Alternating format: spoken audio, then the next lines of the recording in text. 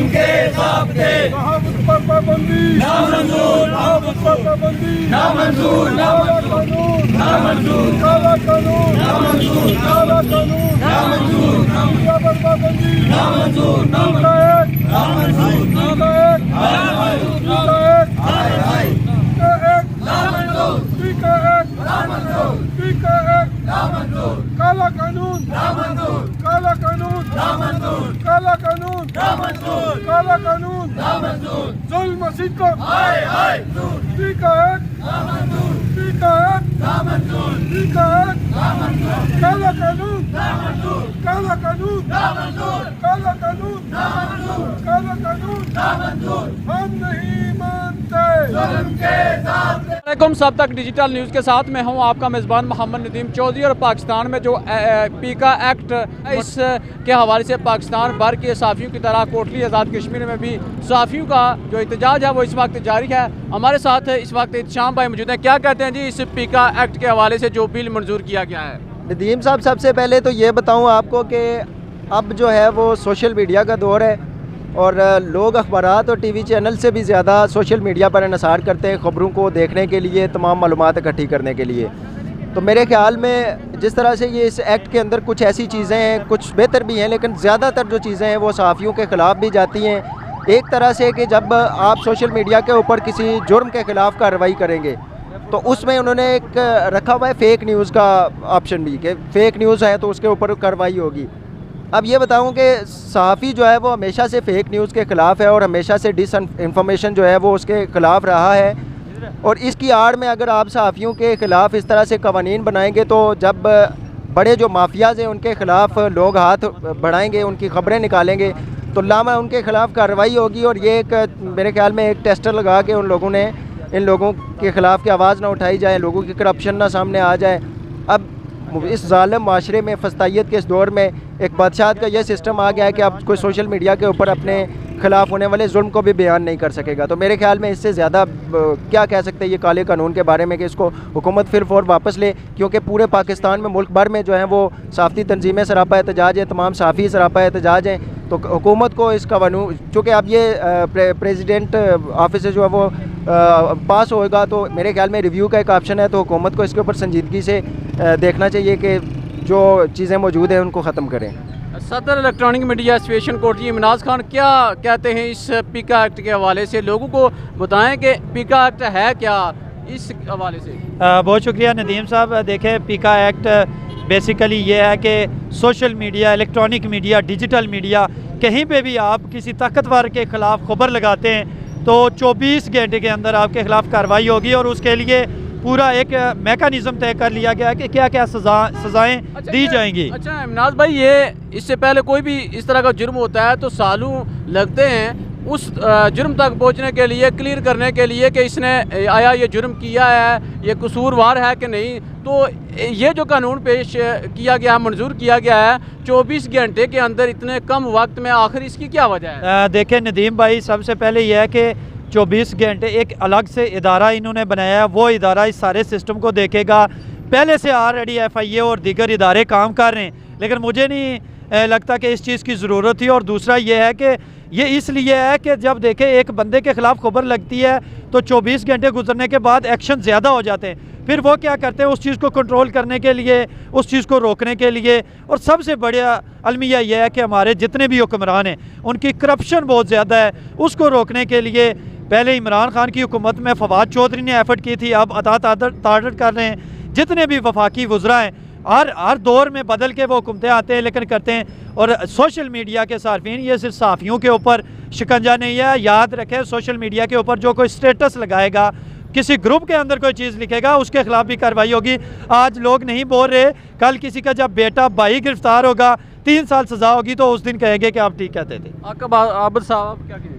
ये जो एक्ट है इसकी हम भरपूर मजम्मत करते हैं। ये बुनियादी इंसानी हकूक़ की भी सरन खिलाफ वर्जी है और उसके साथ साथ जो फंडामेंटल राइट हैं इंसानी हकूक़ के, उसके भी ख़िलाफ़ है। तो इसे किसी भी सूरत पाकिस्तानी अवाम या जर्नलिस्ट जो कम्यूनिटी है इसको कबूल नहीं करती और ना ही करेगी। तो बेहतर यही है कि हुकूमत होश के नाखन ले। और आज तो हुकूमत को तनकीद बर्दाश्त नहीं हो रही, मगर कल जब यही अपोजिशन में होंगे तो यही इसके नरगे में आएंगे, यही स्पीकर एक्ट के शिकंजे में आएंगे, तो तब ये उस वक्त चीखेंगे चिल्लाएंगे, लेकिन तब वक्त गुजर चुका होगा।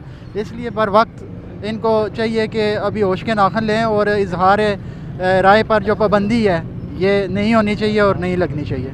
ये बुनियादी इंसानी हकूक़ की खिलाफवर्जी है और आज़ाद सहाफ़त का गला घुटने के मुताबिक है। इसकी जितनी मज़म्मत की जाए कम है और हम मुतालबा करते हैं कि इस कानून को फ़ौरन ख़त्म किया जाए।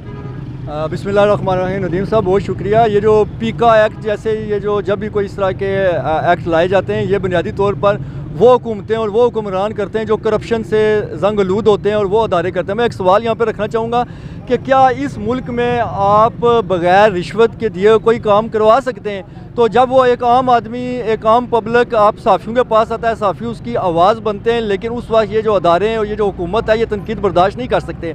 इस वजह से ये ऐसे ओछे हथकंडे ला रहे हैं। हम इसकी भरपूर मजम्मत करते हैं। और मैं एक और बात ये कहना चाहूँगा कि ये सिर्फ सहाफ़ियों पर पाबंदी नहीं है, बल्कि एक आम आदमी पर भी पाबंदी है। जब भी कोई पब्लिक में से कोई भी शहरी हुकूमत पर तनकीद करेगा, हुकूमत की करप्शन पर तनकीद करेगा, हुकूमत की लाकानूनियत पर तनकीद करेगा, तो उसे भी इस पीका एक्ट के तहत वो कार्रवाई का निशाना बनाएंगे।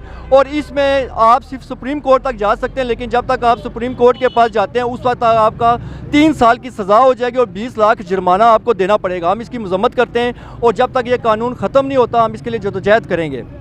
बिस्मिल्लाहिर्रहमानिर्रहीम। ये जो पीका एक्ट है ये ना सिर्फ सहाफ़ियों पर बल्कि आम शहरियों पर भी पाबंदी है और हम इसकी भरपूर मज़ामत करते हैं। और जब तक ये एक्ट और काला कानून ख़त्म नहीं किया जाता हम इसका एहतजाज जारी रखेंगे। बहुत शुक्रिया जी। पीका एक्ट, इसकी थोड़ी सी डेफिनेशन में अगर आपको बता दूं कि ये सहाफ़ी जो सरापे एहतजाज हैं ये आवाम की आज भी नुमाइंदगी कर रहे हैं।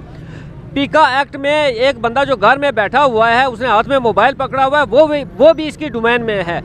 पेशावर में या पेशावर पाकिस्तान किसी एक इलाके में एक एडमिन को, व्हाट्सएप ग्रुप का जो एडमिन था, वो एक बंदे ने वहाँ पर एक खबर रखी है तो उसको पाबंद सलासिल कर दिया गया है। आज भी सहाफ़ी आज सड़कों पर आपकी नुमाइंदगी कर रहे हैं, आम आवाम की नुमाइंदगी कर रहे हैं। जो पीका एक्ट है ज़र्द सहाफ़त के हम खिलाफ हैं, उसको हम नहीं मानते हैं। किसी तनसीबात पर कोई हमला करे हम उसके साथ नहीं हैं, लेकिन सहाफ़त का जिस तरह गला दबाया जा रहा है ये सहाफ़त का नहीं, एक आम गरीब माँ की, एक मज़लूम बेटी की आवाज़ को बंद किया जा रहा है। बहुत शुक्रिया जी आप सबका। देखें ये जो पीका एक्ट है ये बेसिकली सहाफ़ियों पर जो इन्होंने तरमीम किया है ये हम इसको नाजायज़ समझते हैं। देखें अपनी करप्शन छुपाने के लिए ये हमारे साथ ऐसा कर रहे हैं। इन्होंने जनाब जो हुकूमतें पहले आती हैं तो वो कहती हैं हम बड़ा ये काम करेंगे, जब हुकूमत में आते हैं तो कहते हैं जी ये सहाफ़ियों पर पाबंदी लगा दें क्योंकि हम इनकी आवाज़ हैं। 10-10 लाख रुपये इन्होंने तनख्वाह बनाई हुई है अपनी, ठीक है। और ये तमाम अदारे जो हैं इनके ये करप्ट हैं, अपनी करप्शन छुपाने के लिए मीडिया पर इन्होंने पाबंदी लगा दी है। लिहाजा हम ये सज़ा वज़ा जो है ये हम किसी को भी नहीं मानते, ना हम ये कोई मानते हैं। लिहाजा हम पाकिस्तान के सहाफ़ियों के साथ और दुनिया भर के सहाफ़ियों के साथ हैं। बहुत शुक्रिया। बिस्मिल्लाहिर्रहमानिर्रहीम। अल्लाहुम्मा सल्ली अला सय्यिदना मुहम्मद व अला आलि मोहम्मद। बहुत शुक्रिया आपका कि आपके प्लेटफॉर्म से अपनी आवाज़ को अपने लोगों तक पहुँचाने का मौका मिल रहा है। देखिए पीका एक्ट जो है मैं समझता हूँ कि मेरी समझ से ही बाला ताक है कि हमारे मुल्क में क्या हो रहा है। इससे पिछले आप मुख्तसर से दौर में देखें तो बहुत से ऐसे गैर कानूनी जो है एक्ट वो पास किए गए इस असम्बली के अंदर से, और बिलखसूस ये जो एक्ट अभी पास किया गया ये तो मैं समझता हूँ कि एक आम आदमी से लेकर सहाफ़ती जो निज़ाम है उसको एक बिल्कुल मुंजमद करने के मुताबिक है कि आप बिल्कुल ही जो है ना आवाम की, आम आदमी की जो आवाज़ है उसको बिल्कुल दबा रहे हैं। या इजहार कोई भी जो है अपनी मर्ज़ी से कोई इजहार नहीं कर सकता, आप सही करें या गलत करें, उसको भरपूर तरीके से रोकने की कोशिश की जा रही है इस हुकूमत की तरफ से। देखें इससे एक्ट के हवाले से जो है वो पहले भी सहाफ़ी बरादरी ने बड़े प्रोटेस्ट किए हैं और इन सब प्रोटेस्ट को कतई नज़र रखते हुए बिल्कुल बहुत जल्दी में मुझे इस चीज़ की समझ नहीं आ रही कि हमारी जो हुकूमत है इस वक्त वो इतनी इसको जल्दी क्या है। इसका मतलब है कि इसके पीछे कुछ बहुत बड़ा उनका अपना ही मुफाद है जिसके लिए वो चाह रहे हैं कि शायद उनके पास बहुत टाइम कम है, बहुत सी चीज़ें जो चाह रही हैं गैर कानूनी में की हुई हैं। लगता है ऐसा है कि अब उनको भी लगता है कि हमारे पास टाइम कम है और इस कम टाइम में हम अपने जो मफादात हैं, जो हमने अपनी जो करप्शंस की हुई हैं, उन करप्शंस को जो है ना हम जितना भी महफूज कर सकते हैं उसको करें। चूँकि सहाफ़त एक ऐसा ही प्लेटफॉर्म है जिसके ज़रिए से आप देखें कि इन सियासतदानों की, इन ब्यूरोक्रेट्स की जो है वो करप्शन नुमाया होती है और एक आम आदमी तक पहुंचती है, और एक आम आदमी जो है वो अपनी आवाज़ जो है वो इसी प्लेटफॉर्म के ज़रिए से ही जो है वो अवाम तक पहुँचाता है। तो ये एक गलत इक़दाम है, हम इसकी भरपूर अल्फाज में मज़म्मत करते हैं। मैं बाज़ीते party member Jammu Kashmir people's party इसकी भरपूर अल्फाज में मज़म्मत भी करता हूँ और हम भी सहाफ़ी बरादरी के साथ हैं। जब तक इस काले कानून को ख़त्म नहीं किया जाएगा हम भरपूर तरीके से इसके अगेंस्ट जो प्रोटेस्ट करेंगे और आपके शाना बशाना खड़े रहेंगे। Thank you. बिल्कुल जी, पाकिस्तान भर के सहाफ़ियों की तरह कोटली आज़ाद कश्मीर के जो सहाफ़ी भाई हैं वो इस वक्त सरापा एहतजाज हैं। उनका यही मुतालबा है कि ये जो पीका एक्ट है इसको वापस लिया जाए और सहाफ़ी ऐसी किसी भी पाबंदी को नहीं मानते जिसमें आज़ार राय पर पाबंदी लगाई जाए। तो इनका कहना है कि हम अपने पाकिस्तान के सहाफ़ी भाइयों के साथ शाना बशाना खड़े हैं और इस पीका एक्ट को फौरी तौर पर वापस लेने का मुतालबा किया गया है।